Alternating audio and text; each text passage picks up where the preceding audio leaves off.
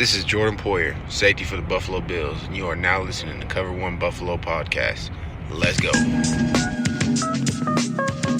Good evening and welcome to the Cover One Buffalo Podcast. You are joining your host, Greg Tompsett, along with our special guest, Christian Page. Christian, how we doing?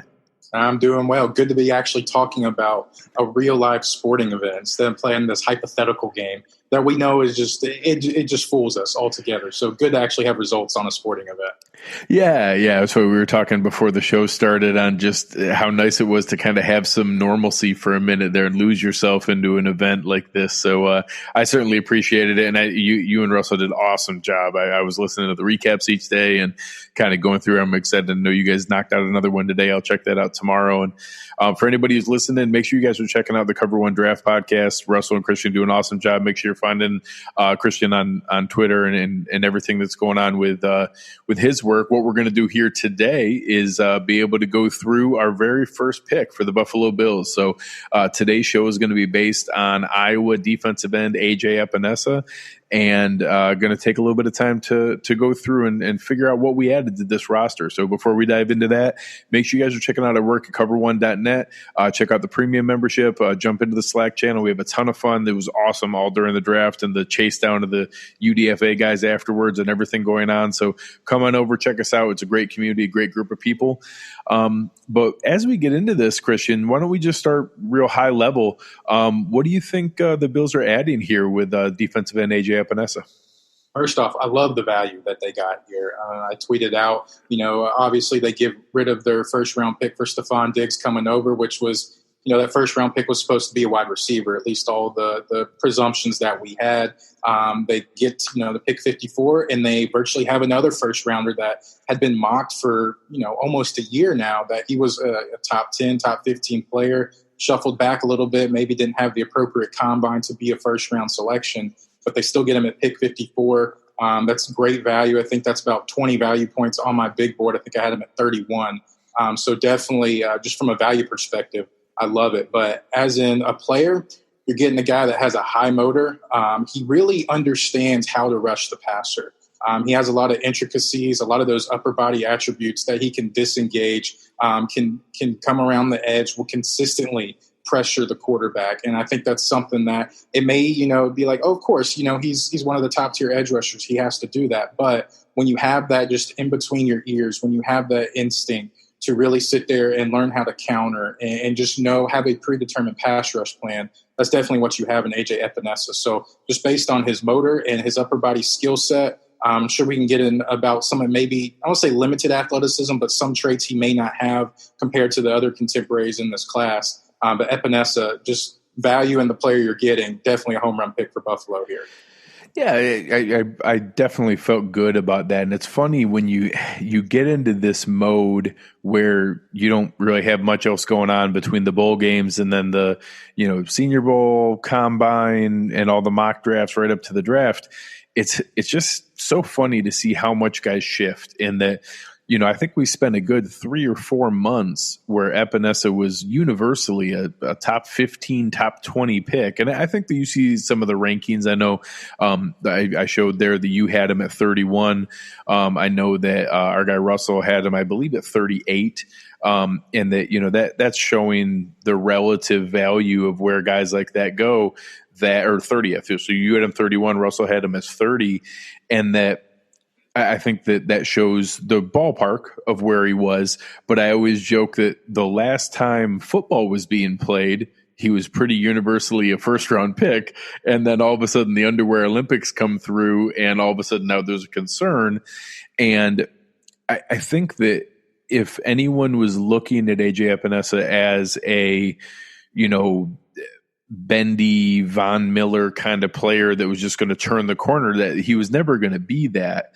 But that the way he plays using his length, and I think the combination, I know Eric talked about it a lot, was when you have the combination of his length And from an arm length standpoint, you're talking about a guy with, 34.5-inch arms, but 34.5-inch arms with an incredible amount of power. And that combination is what really intrigues me, to be able to see someone who has that kind of length and uses it so consistently on film. And you see, Russell talked about it in his write-up, loves the bull rush, uses that long arm and can overpower guys. And I think I'm curious to see how that's going to translate here, because it's not like he was doing that in the All-American Conference. He wasn't doing that in the Pac-12. He was doing that against Big Ten offensive linemen, against Wisconsin tackles, against, some big-time offensive linemen who are now going to be playing on Sunday, one of which that got drafted by the Dolphins that he ragdolled a few times. So I think I'm curious to see, do you think he settled into that right range? I know you talked about 31 on your board and being a value there. Do you think that was just how the normal draft cycle works in fans and more casual, draft folks diving in and getting a view of where that comes from versus, the temptation to overvalue the combine? I think sometimes it's hard for folks to understand, and even myself, I can preach this to myself too, that we think, player X, and sometimes, top 10, top 15 talents, regardless, you put them into a system, they're going to succeed, or at least they have those attributes that you can mold them into something. They have that intelligence where they can sit there and gather a playbook and go to work quickly.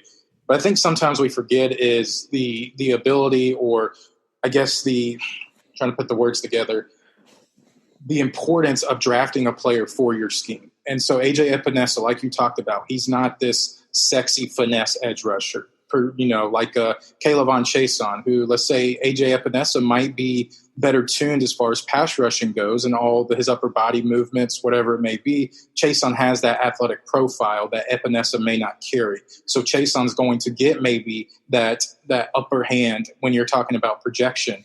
But with Epenesa, I think he fell into the right range when you're just talking about, projection there, because again, I don't want to say he's necessarily scheme dependent, because he operated in a 4-3 at Iowa, but he also saw sometimes where he slid inside, maybe played more of a 5 or a 4-eye type situation.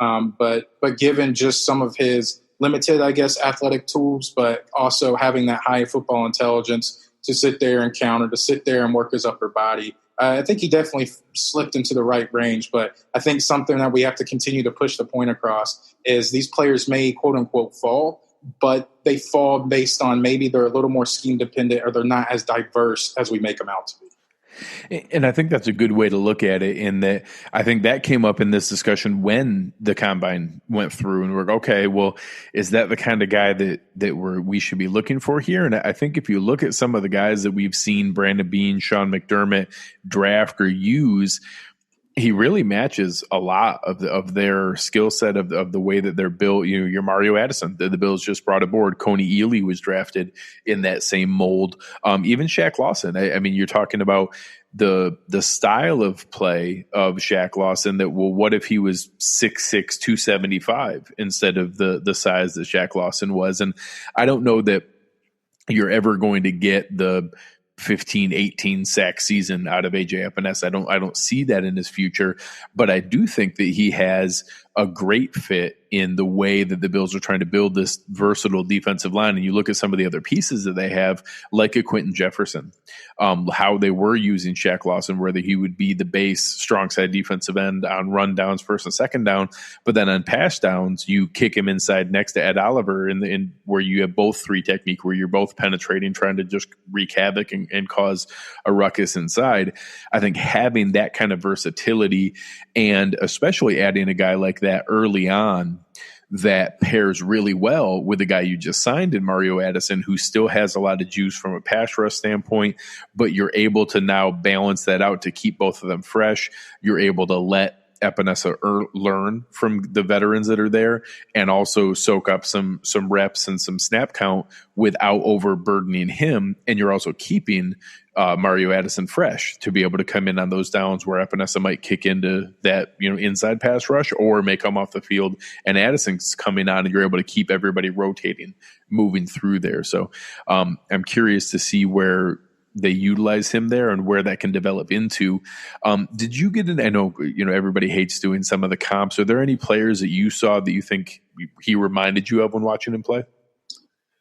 That's tough. Yeah, I try to shy away from comps because I don't want to give them unnecessary comparisons just because, depending on who's reading the comparison, it just depends on how they encode that message and you're projecting to be a Hall of Famer. It's like, no, maybe it's just the body type. But he reminds me of J.J. Watt. It's really easy. Yeah, of course. I think that there are some guys in the Bills background that, I can see, some quick ones that got thrown out were like the Aaron Schobel or Chris Kelsey are guys who played with more of that power style pass rush versus the finesse or the quickness where they use the length, they use their hand speed and hand strength to be able to clear, their hands off the blocker and then be able to get in there. So I thought those were some names that some Bills fans will be familiar with that I think kind of align with at least that style. He's obviously his own player and going to be his own man. And we don't want to, Aaron Schobel, and people outside of Buffalo don't think about him, but that's a guy who almost racked up 80 sacks in his career. So certainly,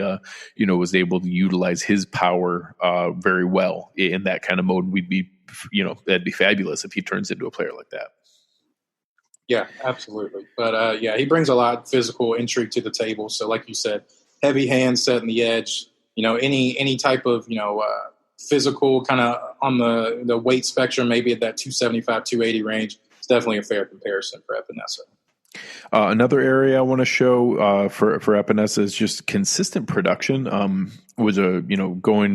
Came out early, is a 21-year-old. So another one that we're getting him on the upswing, in my opinion, was a 3-star athlete in Iowa, was set the state record in discus, was a double machine in basketball. Actually had a lot of highlights where he moved really well for what you would consider for that kind of athlete. And then, stepped on the field, got playing time early from a true freshman at a program like Iowa really stands out, especially on the defensive line, where that's really is, a serious man's position, that it's easier to step on the field as maybe a wide receiver or running back or something like that early on. But to be a defensive lineman in the Big Ten as a true freshman, I think really speaks to it. And then really broke out as a sophomore where, you're looking at 16 and a half tackles for a loss, 10 sacks. And then this past year, 14 more tackles for a loss, 11 and a half sacks, overall a career of 36 tackles for a loss, 26 and a half sacks, 9 forced fumbles. I know that was a big area that Eric really liked, that when he gets home, he's able to, use that hard chop to be able to come down on the quarterback's arm, really able to consistently make big plays from that standpoint. So I think it's a lot to be excited about from a Bills fan standpoint, to be able to look at the kind of player that, it becomes cliche in the culture, the locker room, the kind of person that they're looking for.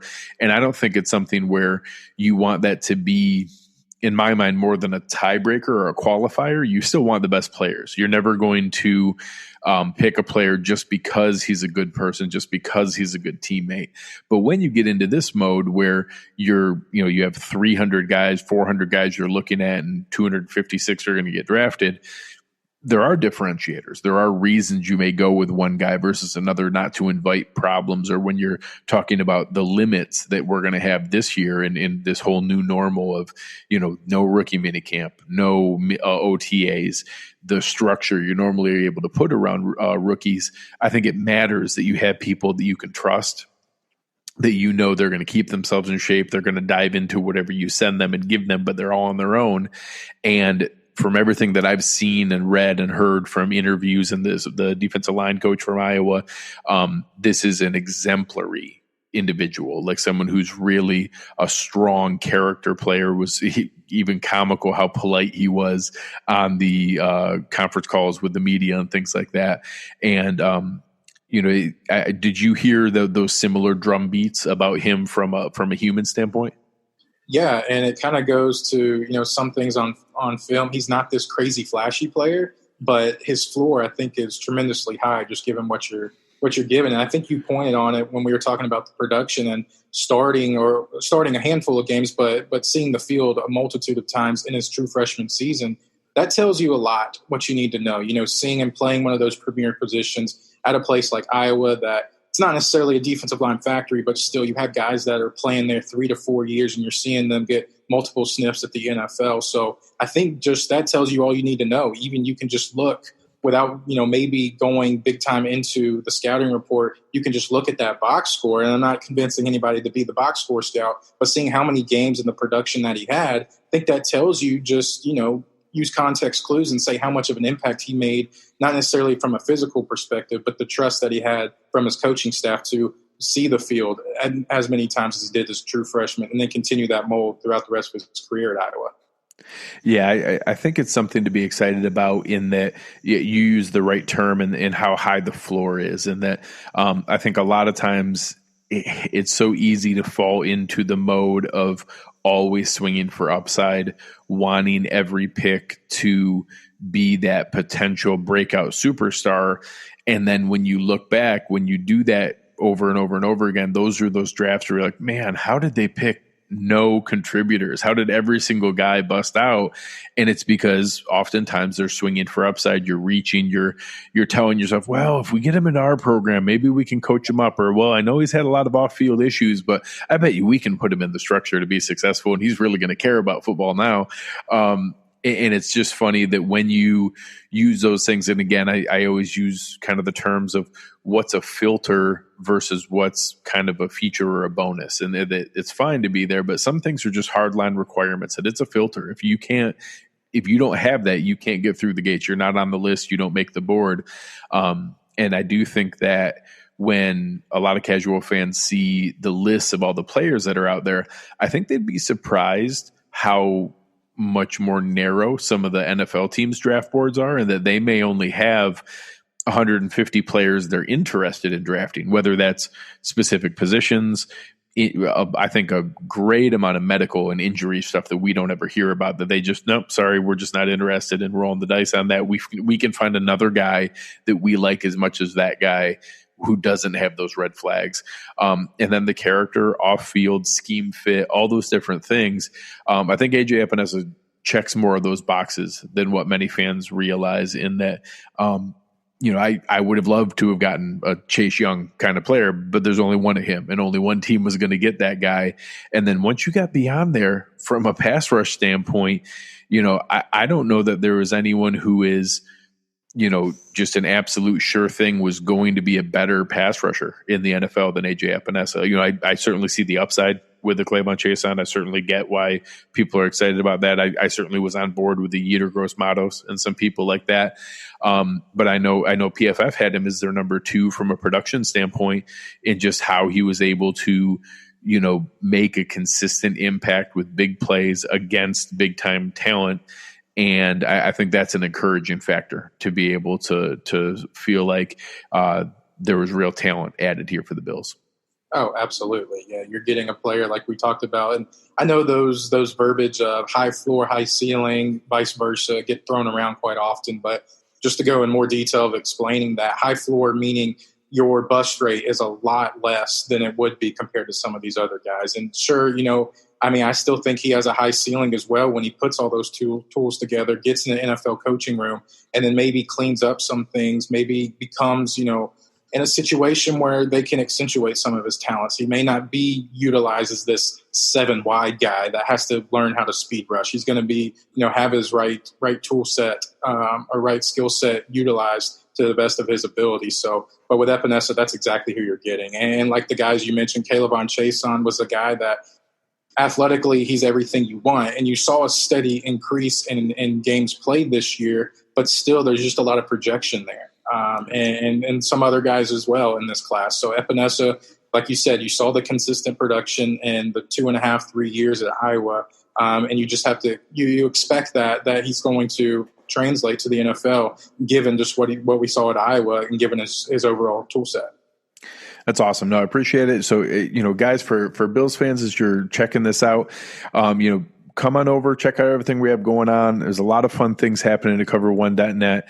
I think that as you dive into a player like AJ Epenesa, the Bills were able to bring aboard a player here with their first pick. Obviously, Christian shared on Twitter and at the opening of the show that it's nice when you have the luxury of you trading your first round pick for a player as high end as Stefon Diggs is, and the incredible impact he's going to have on the team, and then still stumble into getting a first round caliber talent with your first overall pick that's in the second half of the second round, 54 picks deep, and that you're getting a player that by most estimation is a first round caliber player, and that everywhere that I saw was 25th on their board, 30th on their board, 31st, 31st on yours, 30th on Russell's.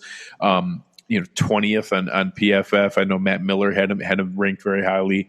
So just a lot of guys that believe in his talent overall, and that any fans who are worried about the combine, about the overall athleticism, I think those things are fair. I think there's a reason that he was there at 54, but I think that the assurance that we added a quality football player who's going to make strong contributions and still has upside. I don't want to take, I think, you talked about it there with that high ceiling, low ceiling, high floor, low floor. I think people see those as binary. It's an on-off switch, and it's very much a spectrum that, just because you have a high floor doesn't mean you can only have a low ceiling, and that, there's no upside for things beyond there. And I don't, you don't see very few guys can take that Big Ten power game and translate it to the NFL like a J.J. Watt or someone like that. That's a rare skill set, and we're not trying to say that that's the kind of upside or future we have for AJ Epenesa, but that doesn't mean that there can't be that kind of high upside, that he's able to make, that transition, and that maybe playing alongside a guy like Ed Oliver, and all of a sudden they're pushing the pocket and able to use that power and that long arm in today's age to get just offensive linemen in the face of a quarterback quicker, can be just as valuable as bending the corner and coming around the edge and trying to get there before he gets the ball out of his hand. So I think that there's some logic to that, and that's what they're trying to build here with guys like Mario Addison, guys like Quentin Jefferson, guys like Ed Oliver, already having Jerry Hughes in-house, and players like that are going to allow for that. So as we move along here, we're going to be doing one show on each of the guys that the Bills drafted. This was our first one today, and we're going to be running out one each day this week. So our next show will be diving into Utah running back Zach Moss. That'll be exciting, going through there, and we'll have Russell Brown jumping on to be able to help with that. But Christian, why don't you tell the people where to find you, where to find your work, a little bit about the Cover One Draft Podcast, and anything else you have going on. Sure. We're rocking and rolling with the Draft Podcast. Like you said, just finished our last one today, Sunday evening. I'm just recapping the draft in its entirety with a little more focus on rounds 2 through 7. We talked about day 1 Thursday afternoon. You can see it was posted on Friday morning. But, Russ and I are still breaking down Zach, Brad Kelly, Eric Turner, a bunch of folks, talking about the draft, giving us their overall, post-draft thoughts. But you can follow me at _Christian Page, and, of course, follow all our content, cover1.net. Awesome. Thank you again for your help tonight. Thank you guys for checking us out. You've been listening to Cover One Buffalo, and we are out.